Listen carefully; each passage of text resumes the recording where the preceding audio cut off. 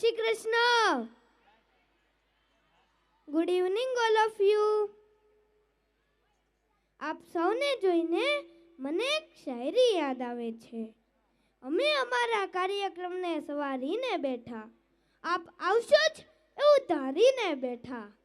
આપના આગમનને વધાવવા દિલના બધા દરવાજા ખોલીને બેઠા.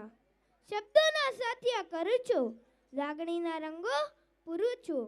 ફૂલો અને મોતી છે શબ્દો, હું શબ્દોથી આપણું સ્વાગત કરું છું. આદરણીય મહેમાન શ્રી, ટ્રસ્ટી શ્રી, વંદનીય ગુરુજનો, વિદ્યાર્થી મિત્રો અને અત્રે ઉપસ્થિત સૌ વાલીશ્રીઓ અને માલવ્યા નિયનના સંસ્કારથી જ્ઞાનપીઠ તરફથી મીઠા વંદન. આજે આપણી શાળા સંસ્કારથી જ્ઞાનપીઠના આંગણે એક આનંદનો અવસર છે. રોજ આપણે ભણવામાં અવ્વલ જ રહીએ છીએ, પણ આજ આપણી અંદર રહેલી કલા અને ઉત્સાહ બતાવવાનો દિવસ છે. તો ચાલો આપણે સૌ સાથે મળીને આ ફનફેરને યાદગાર બનાવીએ અને સાબિત કરી દઈએ કે આપણે જેટલા ગંભીર ભણવામાં છીએ એટલા જ ઉત્સાહી મસ્તીમાં પણ છીએ. આજે જ્યારે હું આ મંચ પર ઊભો છું ત્યારે મારું હૃદય ગૌરવથી ભરાઈ આવે છે, કારણ કે હું એ વિદ્યાધામનો વિદ્યાર્થી છું જેનું નામ જ પોતાની ઓળખ છે. તેનું નામ છે સંસ્કારતીર્થ જ્ઞાનપીઠ. આ માત્ર એક શાળા નથી, પણ એક એવું તીર્થ છે જ્યાં અમને જ્ઞાનની સાથે સાથે જીવન જીવવાના ઉત્તમ સંસ્કારોનું ભાથું મળે છે.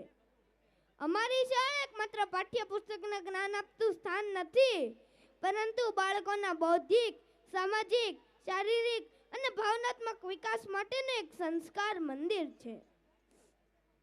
અમારી શાળામાં શિક્ષણ સાથે સાથે સહપાઠ્ય અને પાઠ્યેતર જેવી પ્રવૃત્તિઓ જેમ કે રમત ઉત્સવ, યોગા દિવસ, સાંસ્કૃતિક કાર્યક્રમો, ગણિત મેળો, ક્વિઝ કોમ્પિટિશન, બાળ સભા આવી પ્રવૃત્તિઓ દ્વારા વિદ્યાર્થીઓમાં નેતૃત્વ, સંસ્કાર અને આત્મવિશ્વાસ વિકસે છે.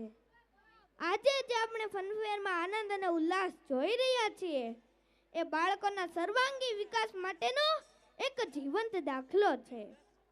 આ કાર્યક્રમની સફળતા પાછળ અમારા પ્રિન્સિપલ તથા અમારા દરેક ટીચરોની અવિરત મહેનત, બાળકોનો ઉત્સાહ અને વાલીશ્રીઓનો અમૂલ્ય સહકાર રહેલો છે. માટીનું પૂતળું છું હું, તમથી જુદો નથી. માટીનું પૂતળું છું હું, તમથી જુદો નથી. કઈ ભૂલ હોય તો માફ કરજો, ઇન્સાન છું ઈશ્વર નથી. કઈ ભૂલ હોય તો માફ કરજો, ઇન્સાન છું ઈશ્વર નથી.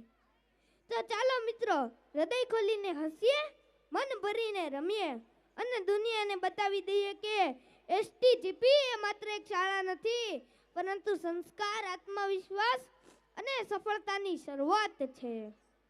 અસ્તુ. જય શ્રી કૃષ્ણ. ભારત માતા કી.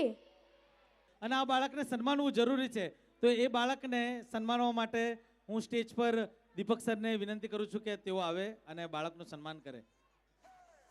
જોરદાર તાળીઓ થઈ જાય બાળક માટે.